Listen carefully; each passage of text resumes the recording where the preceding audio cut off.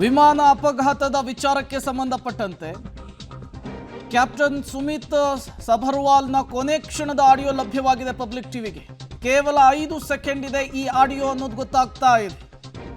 ಈ ಆಡಿಯೋದಲ್ಲಿ ಮೇಡೆ ಮೇಡೆ ಅನ್ನುವಂಥದ್ದನ್ನು 2 ಬಾರಿ ಅವರು ಹೇಳಿದ್ದಾರೆ. ಅದರ ಜೊತೆಗೇನೆ ಮತ್ತೊಂದಿಷ್ಟು 5 ಸೆಕೆಂಡ್ನ ಆಡಿಯೋದಲ್ಲಿ ಮತ್ತೊಂದಿಷ್ಟು ಮಾಹಿತಿಯನ್ನು ಕೊಟ್ಟಿದ್ದಾರೆ. ಕಂಟ್ರೋಲ್ ತಪ್ಪಿದೆ, ವಿಮಾನ ಕೆಳಗೆ ಬರ್ತಾ ಇದೆ ಅನ್ನುವಂತಹ ಮಾಹಿತಿಯನ್ನು ಕೂಡ ಅವರು ATC ಕೊಟ್ಟಿರುವಂಥದ್ದು. 5 ಸೆಕೆಂಡ್ನ ಆಡಿಯೋದಲ್ಲಿ ಇಷ್ಟು ಕೂಡ ಕ್ಯಾಪ್ಚರ್ ಆಗಿದೆ.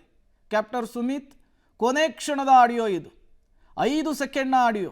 ಮೇಡೆ ಬೇಡೆ ಅಂದರೆ ಕೊನೆಯ ಕ್ಷಣದಲ್ಲಿ ಕೊಡುವಂತಹ ಒಂದು ಮೆಸೇಜ್ ಇದು.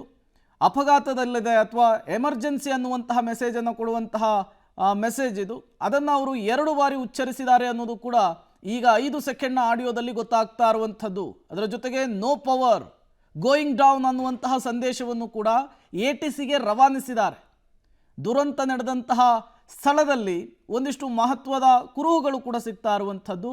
ಕೊನೆಯದಾಗಿ ಕ್ಯಾಪ್ಟನ್ ಸುಮಿತ್ ATC ಗಮನಕ್ಕೆ ತಂದಂತಹ ಮಾಹಿತಿ ಇದು. ATCಗೆ ರವಾನಿಸಿದಂತಹ ಮೆಸೇಜ್ ಇದು. ಒಂದು ಮೇಡೆ ಮೇಡೆ ಅನ್ನುವಂಥದ್ದು, ಮತ್ತೊಂದು ಕಡೆ ನೋ ಪವರ್ ಅನ್ನುವಂತಹ ಮಾತುಗಳನ್ನು ಕೂಡ ಹೇಳಿದ್ದಾರೆ. ಗೋಯಿಂಗ್ ಡೌನ್ ಅನ್ನುವಂತಹ ಮಾತುಗಳನ್ನು ಹೇಳ್ತಾ ಇದ್ದಾರೆ. ಆ ಕ್ಷಣದಲ್ಲಿ 30 ಸೆಕೆಂಡ್ನಲ್ಲಿ ಏನಾಯಿತು ಅನ್ನೋದನ್ನು ಕ್ಯಾಪ್ಟನ್ ವಿವರಿಸಿರುವಂಥದ್ದು. 5 ಸೆಕೆಂಡ್ನ ಆಡಿಯೋ, ಅದರಲ್ಲಿ ಈ ಎಲ್ಲ ಅಂಶಗಳು ಕೂಡ ಇದೆ ಅನ್ನುವಂತಹ ವಿಚಾರ ಗೊತ್ತಾಗ್ತಾ ಇದೆ. ಈಗ ಹೆಚ್ಚಿನ ಮಾಹಿತಿ ಬೇಕು ಅಂದರೆ ಅದಕ್ಕೆ ಬ್ಲ್ಯಾಕ್ ಬಾಕ್ಸ್ನಲ್ಲಿರುವಂತಹ ಮಾಹಿತಿಯನ್ನು ಹೊರತೆಗೆದ ಮೇಲೆ ಗೊತ್ತಾಗುತ್ತೆ. ಕ್ಯಾಪ್ಟನ್ ಸುಮಿತ್ ಸಭರ್ವಾಲ್ ಅವರ ಕೊನೆಯ ಕ್ಷಣದ ಆಡಿಯೋ ಇದು. ATCಗೆ ರವಾನೆ ಮಾಡಿರುವಂತಹ ಮೆಸೇಜ್ ಇದು. ಈ ಮೆಸೇಜ್ನಲ್ಲಿ ನೋ ಪವರ್ ಗೋಯಿಂಗ್ ಡೌನ್ ಮೇಡೆ ಮೇಡೆ ಅನ್ನುವಂತಹ ಮೆಸೇಜ್ ಪಾಸ್ ಮಾಡಿದ್ದಾರೆ ಅನ್ನೋದು ಗೊತ್ತಾಗ್ತಿದೆ. ಮತ್ತಷ್ಟು ಡೀಟೇಲ್ಸ್ ಕೊಡ್ತಾರೆ ಶಬೀರ್, ನೇರ ಸಂಪರ್ಕದಲ್ಲಿ ಜಾಯ್ನ್ ಆಗಿದ್ದಾರೆ. ಶಬೀರ್, ಕೊನೆ ಕ್ಷಣದಲ್ಲಿ ATCಗೆ ಕ್ಯಾಪ್ಟನ್ ರವಾನೆ ಮಾಡಿರುವಂತಹ ಮೆಸೇಜ್ ಇದು. 5 ಸೆಕೆಂಡ್ನ ಆಡಿಯೋ ಈಗ ಸಿಕ್ಕಿರುವಂಥದ್ದು. ಏನಿದೆ ಆಡಿಯೋದಲ್ಲಿ ಅಂತ?